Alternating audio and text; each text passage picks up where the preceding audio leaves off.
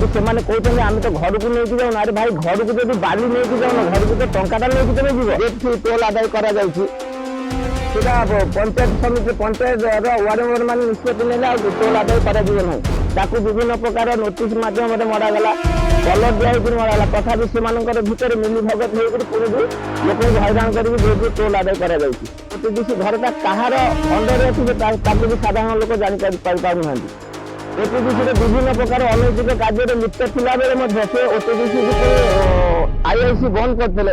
ଏବେ କିଛି ଦିନ ହେଲା ଓଟିଡିସି ମଧ୍ୟ ଚାଲିଛି। ସାମାନ ଯେଉଁ ବେଳାଭୂମି ଯେଉଁ ଶୌଚାଳୟ ଅଛି ତାକୁ ବି ମଧ୍ୟ କିଛି ମୁସ୍ଲିମ ଲୋକଙ୍କର ଚାକିରି ମାନେ ସେମାନେ ହିଁ ବ୍ୟବହାର କରିକି ନିଜର ମାନେ ତା ଦେହରେ ଯେଉଁ ମା ମାନେ ଆସୁଛନ୍ତି ଶୌଚ କଥା ଦୂର କଥା ଗୋଡ଼ ହାତ ଧୋଇଲେ ବି ତା ଦେହରେ 15-20 ଟଙ୍କା ତାଙ୍କୁ ଦେବା ପାଇଁ ପଡୁଛି।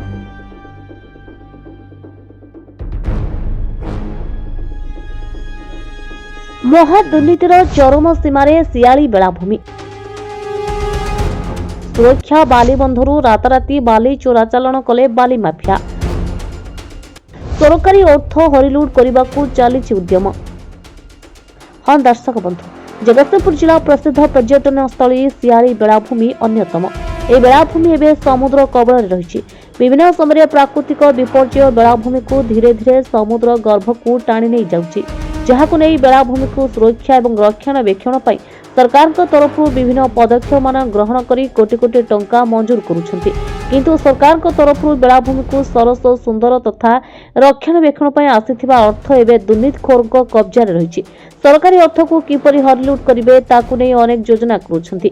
ଏହି ବେଳାଭୂମିକୁ ସୁରକ୍ଷିତ ରଖିବା ପାଇଁ ହେନ୍ତାଳ ଓ ଝାଉଁ ଜଙ୍ଗଲ ସହିତ ମଜବୁତ ବନ୍ଧ ସହାୟତା କରିଥାଏ। କିନ୍ତୁ ଏଠି ହେନ୍ତାଳ ଜଙ୍ଗଲ ମଜବୁତ ବନ୍ଧ ତ ଦୂରର କଥା, ଯେଉଁ ବାଲି ବନ୍ଧ ରହିଛି ସେହି ବନ୍ଧକୁ ବାଲି ମାଫିଆମାନେ ରାତି ଅଧରେ ବନ୍ଧକୁ ମେସିନ ଲଗାଇ ଖୋଳି ବାଲି ଚୋରାଚାଲାଣ କରୁଥିବା ଦେଖିବାକୁ ମିଳିଛି।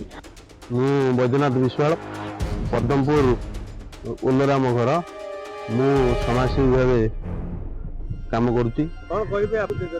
ସରକାର ଏଠି ଶିଆଳି ବେଳାଭୂମି ପାଇଁ ସୁରକ୍ଷା ପାଇଁ କୋଟି କୋଟି ଟଙ୍କା ଖର୍ଚ୍ଚ କରୁଥିଲା ବେଳେ ବାଲି ବସ୍ତା ପ୍ୟାକିଂ କରି କେମିତି ସମୁଦ୍ର ଖାଇବା ପାଇଁ ନ ଖାଇବା ପାଇଁ ବ୍ୟବସ୍ଥା କରୁଥିଲେ ମଧ୍ୟ ଏଠି ମାଫିଆଙ୍କ ଦ୍ୱାରା ଚୋରା ବାଲି ରାତି ଅଧରେ ଏଠି ଚାଲାଣ ହେଉଛି।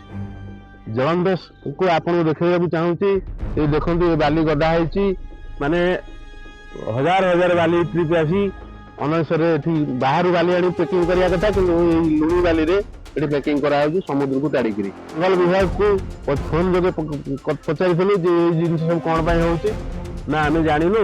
ତାଙ୍କର ମୁଁ ତ ଗାଁ ଲୋକ ପ୍ରାଇଭେଟ ଜଣେ ଉଠେଇଛି ବାଲି ରାତି ଅଧରେ ଯେତେବେଳେ ବାଲି ଚୋରି ହେଉଛି ତାଙ୍କୁ ଅଭିଯୋଗ କଲା ପରେ ସେ କିଛି କର୍ଣ୍ଣପାତ କରୁନାହାନ୍ତି। ଜଙ୍ଗଲ ବିଭାଗ ସମ୍ପୂର୍ଣ୍ଣ ପାଇଁ ଦାୟୀ। ଅଭିଯୋଗ କରୁଛୁ ସରକାର କୋଟି କୋଟି ଟଙ୍କା ଖର୍ଚ୍ଚ କରୁଛନ୍ତି ସମୁଦ୍ର ବେଳାଭୂମିର ସୁରକ୍ଷା ପାଇଁ, କିନ୍ତୁ ସମୁଦ୍ର ବେଳାଭୂମିରେ ବାଲି ଏଠି ଚୋରାଚାଲାଣ ହେଉଛି।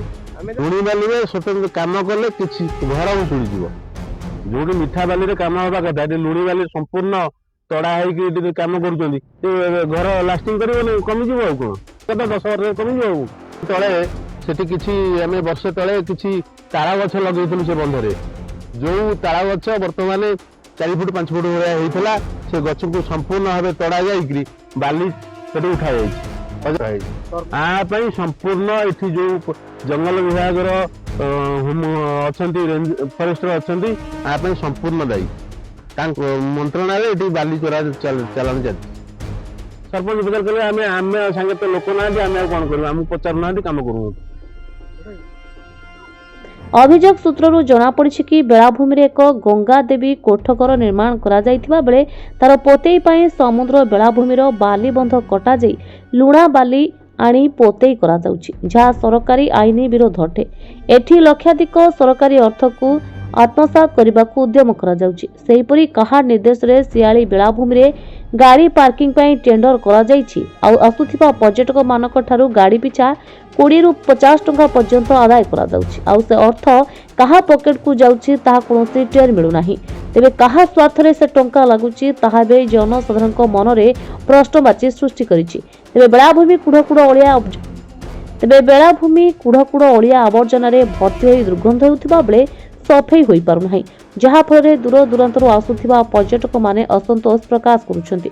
ତେବେ ଏନେଇ ବେଳାଭୂମିକୁ ନେଇ ଶିଆଳି ସୁରକ୍ଷା ମଞ୍ଚ ତଥା ସ୍ଥାନୀୟ ଅଞ୍ଚଳର ବୁଦ୍ଧିଜୀବୀମାନେ ଅନେକ ଥର ଅଭିଯୋଗ କରିବା ସତ୍ତ୍ୱେ କାହିଁକି ଏହାର ସମାଧାନ କରାଯାଉ ନାହିଁ ତାହା ଜନସାଧାରଣଙ୍କ ମନରେ ପ୍ରଶ୍ନବାଚୀ।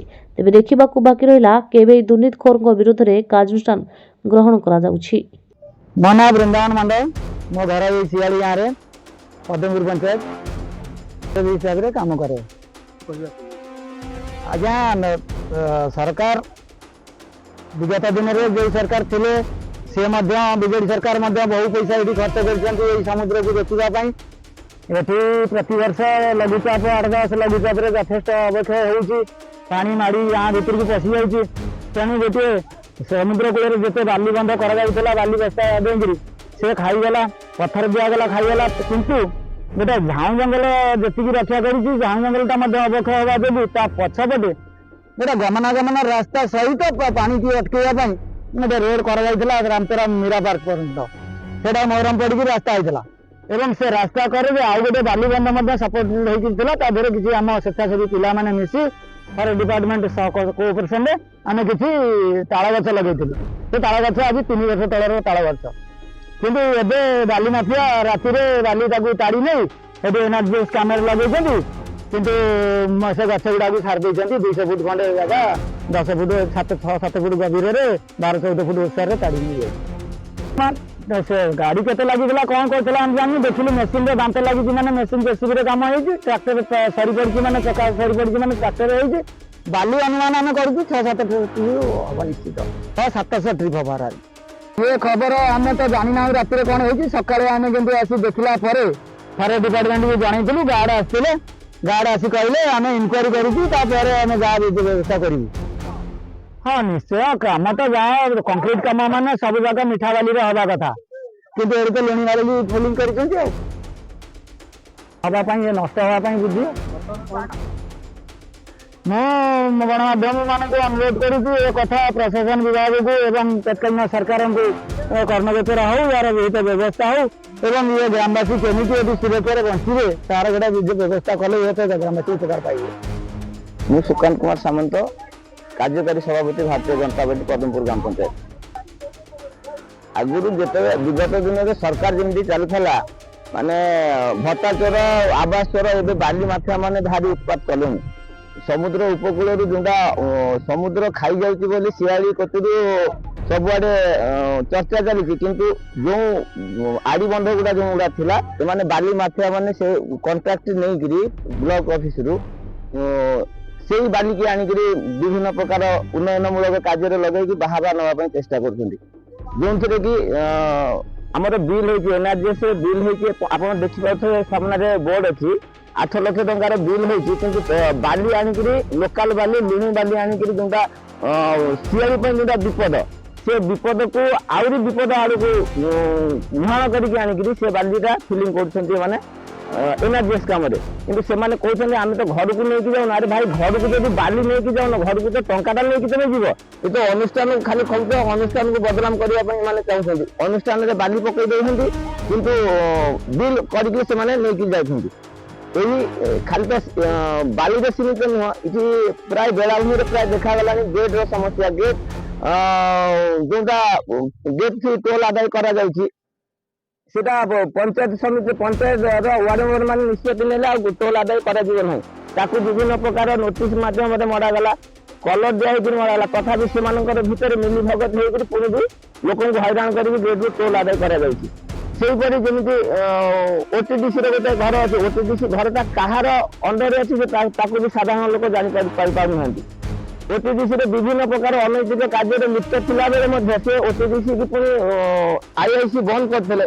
ଏବେ କିଛି ଦିନ ହେଲା ଓଟିଡିସି ମଧ୍ୟ ଚାଲିଛି।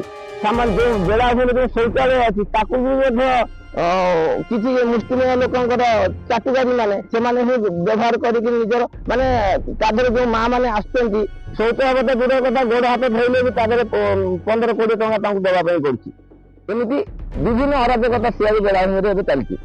ତାକୁ ପ୍ରଶାସନକୁ ଆମେ ବିଭିନ୍ନ ଉପାୟରେ ବି ଦୃଷ୍ଟିଗୋଚରକୁ ଆଣିଲେ ମଧ୍ୟ ପ୍ରଶାସନ କେବଳ ନିରବଦ୍ରଷ୍ଟା ହେଇକି ନିଦା ବିଷ୍ଣୁ ହେଇକି ବସିଛନ୍ତି। ତା ଦେହରେ କିଛି କାହାର ଜନସାଧାରଣର କିଛି ଉପକାର ମିଳୁନାହିଁ। ଆମେ ଭାବୁଛୁ ବିଗତ ଦିନରେ ହୁଏତ ବ୍ଲକ ଅଫିସ ଘେରାଉ କରିବୁ, ନହେଲେ କଲେକ୍ଟର ଅଫିସରେ ଯାଇକି ଆମେ ବସିବୁ। এর স্থায়ী সমাধান কিছু এটা নিহাতি আবশ্যক পড়ছে।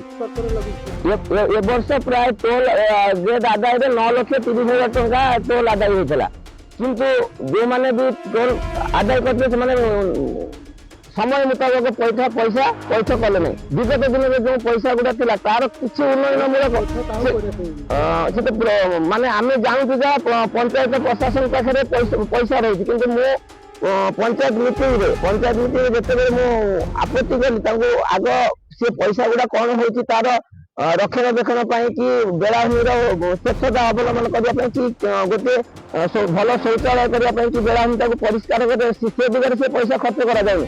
ସେ ପଇସାର ହିସାବ ମଧ୍ୟ ପଞ୍ଚାୟତ ସେକ୍ରେଟାରୀ ମଧ୍ୟ ମୋତେ ଦେବେ କହିକିରି ବି ସମୟ ବାହାର କଲେ, ମୁଁ ଯାଇକିରି ପହଞ୍ଚିଲା ପରେ ମଧ୍ୟ ସେ ହିସାବ ଦେଲେ ନାହିଁ। ସେ କଣ ହଉଛି ସେ ପଇସା ତାର କିଛି ଠିକ ଠିକଣା ନାହିଁ ସେ ପଇସାର।